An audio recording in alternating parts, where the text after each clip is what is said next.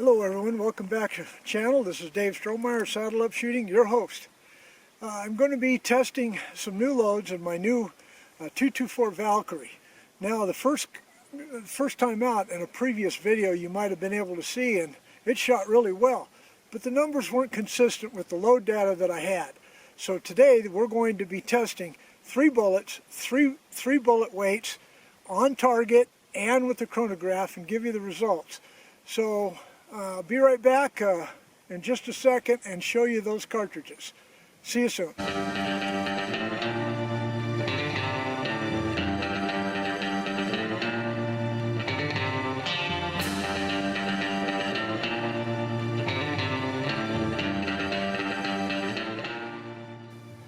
Okay, here's the 3 cartridges that I'll be shooting today. On your left is the 60 grain Vmax, my hand load. I bumped up the charge just a little bit because in the manual for Hornady it says that 60 grain Vmax is only going to a maximum of 3,100 feet per second, which is inconsistent with the one in the middle, which is Federal's Nosler ballistic tip, 60 grain also, but on the box it says 3,300 feet per second. Now that's a pretty big disparity between the two. Okay, and on the right then is the new 62 grain ELD-VT. According to Hodgson's load data, this goes clear up to 3,300 feet per second as well. So that's what we're going to be testing in my 224 Valkyrie today. I'm going to be chronographing, I'll give the results, and we'll also take a look at the targets. So let's get shooting. Okay. The 60 grain Vmaxes, the last time I shot them, got up to about 3,150. So that's 150 feet per second short of the other listed reloading data, Hodgson's and my Lyman 50. So I'm going to attempt to go up just a little bit. Now, okay, I want to make sure that you don't follow my guidelines. You work up slowly, because no 2 rifles are alike, no 2 chambers are alike.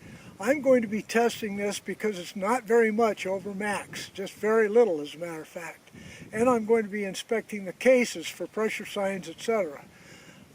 But when you have a 2 to 3 grain disparity between one resource and another, and they're basically using the same weight bullet, then you have to go into bullet construction to find out what the actual difference is. Flat base, boat tail, ogive, all those kind of things. Well, I'm going to actually do it by shooting today. So here we go with the first 3 shots. I've turned the chronograph on here.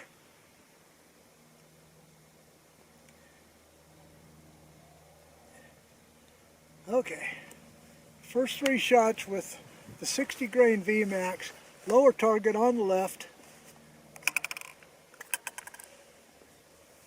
Get the parallax real good.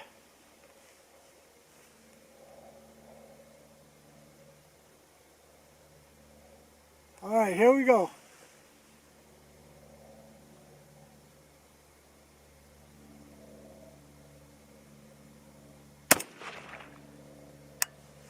All right, I'm going to inspect that case.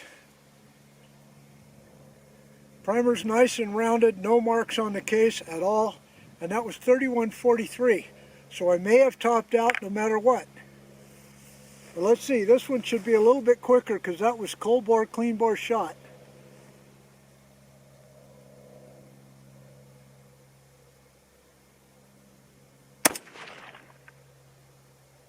.3152.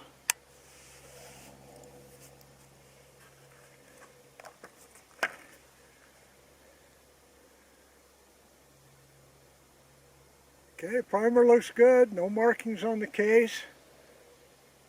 A little bit sooty, but that's it. CFE 223 is the powder that I'm using.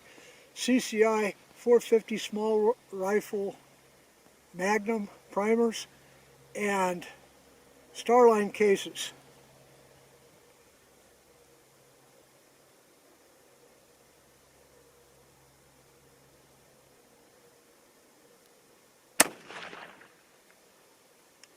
.3153 again. Okay, so now I'm going to go to the next 3 which is just 0.2 of a grain higher than the previous. And let's see what 0.2 of a grain can do. Be right back. Here we go with 0.3 of a grain higher. Eyes on, ears in, all safety precautions taken place.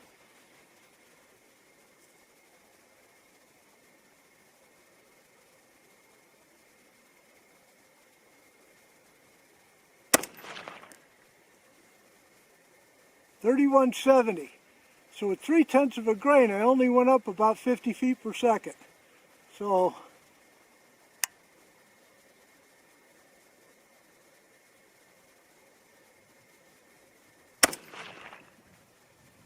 .3187.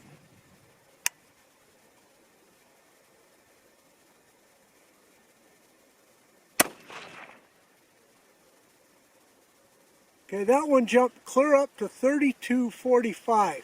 That's what I'm talking about being a little bit careful. So let's get the SDs on that between the first and the third shot. The other thing is environmental factors. It's 41 degrees today, about an 8-mile-an-hour wind. Looks like it's blowing directly toward the target. All right, let's get the numbers. That was an average of 32.01 with an SD of 32. So even though it looked good on the target, that SD is not satisfactory. Okay, so let's set up now for the next bullet. Okay, now I'm going to be shooting the Nosler ballistic tip. It's also a 60 grain bullet. On the box it says 3,300 feet per second. Now you can see with the CFE 223 with the Hodgson load data, or the Hornady load data, I only got up to an average of 3150 on the first and an average of 3201 with the high standard deviation of 32 on that last one. So let's hope for a little bit more consistency. Let's see what happens here. Be the target right next to the last one I shot. I don't know if these will go higher or lower or what.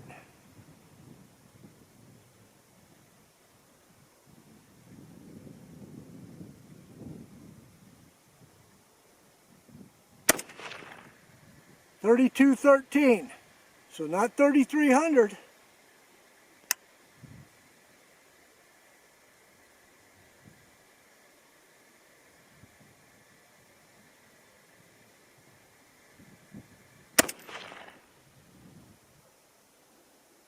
.3223.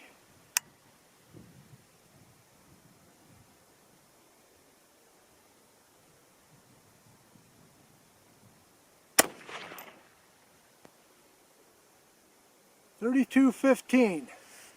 So that gave me an average of 3217 with an SD of 4.3. Not bad for factory ammo, but a far cry from the 3,300 feet per second that they claim. All right, so let's set up now. The next bullet will be the ELD-VTs. So we'll see where these go. Okay, new target on the right.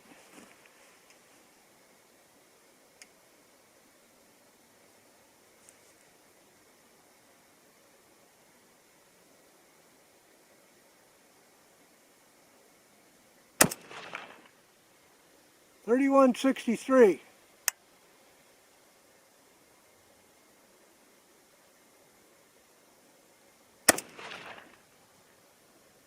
.3113.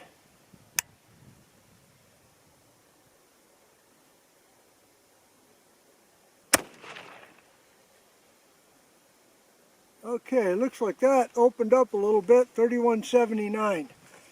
Now that could be just me, folks, because I've never shot that bullet in this cartridge caliber combination at this seating depth. So this could tighten up with a higher charge. Primers are just fine, cases are fine. Very sooty necks though. And I don't know if that's just a CFE 223 powder, whether it burns kind of slow or whatever. All right, so I'll just bring you back for the last three of the CFE223. See you soon. Okay, so here's the last three of the CFE with the 62 grain ELD-VT. The target is good, but the standard deviation is way off. And I did get over 3,200 on that last setup. So let's see what will happen here. This is 0.3 of a grain below Hodgdon's listed max. Now remember, I told you, each individual rifle, you work up your loads slowly. Don't go by my data, ever. All right, here we go.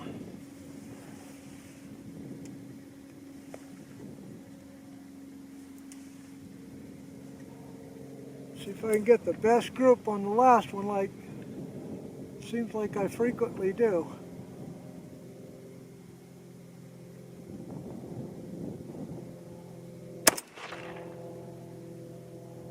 .3273. That's right up there good with the book data. All right, I'll tell you what I'm going to do. I'm going to look to see if that second shot had a setback because of this semi-auto. So let's take a look at that.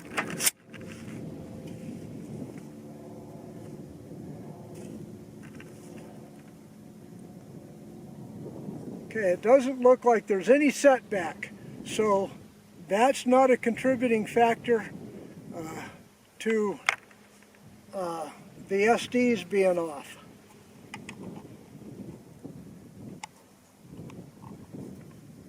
All right.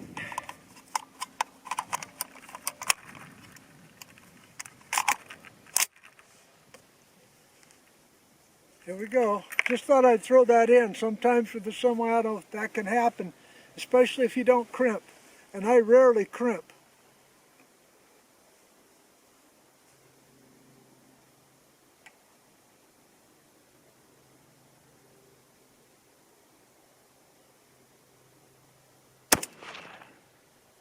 Yeah, look at that. 3260, and that one dropped way the heck down.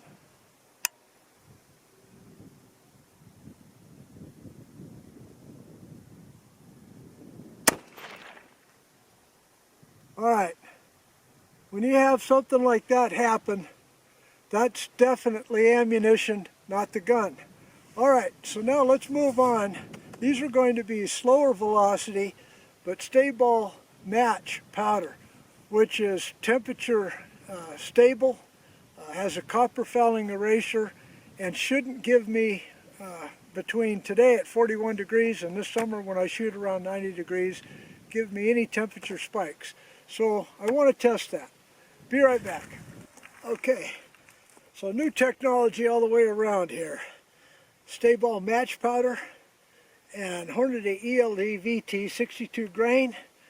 I did get up to 3277 as an average on those last three, but you saw that one low shot, so that's a no-go as far as that load is concerned. Okay, new target.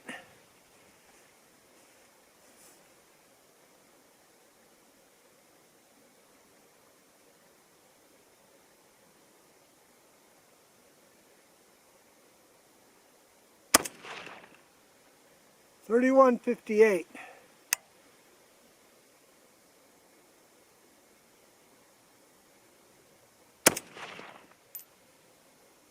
.3149.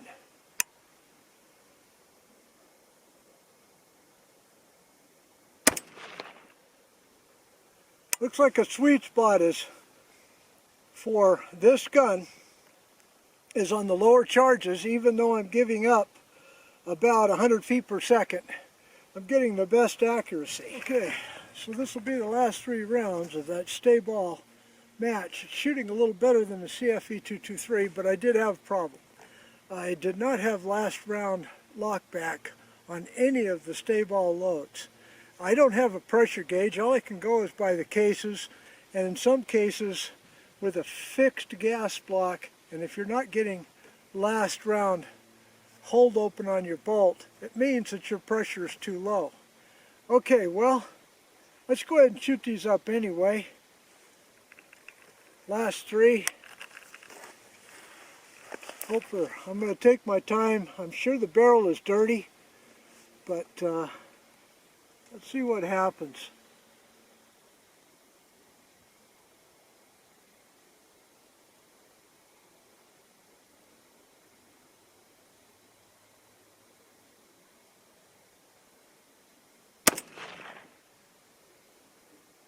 .32-10.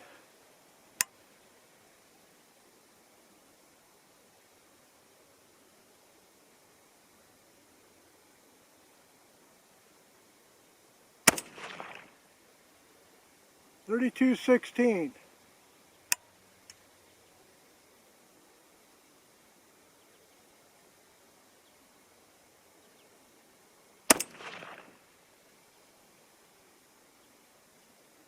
.32-02,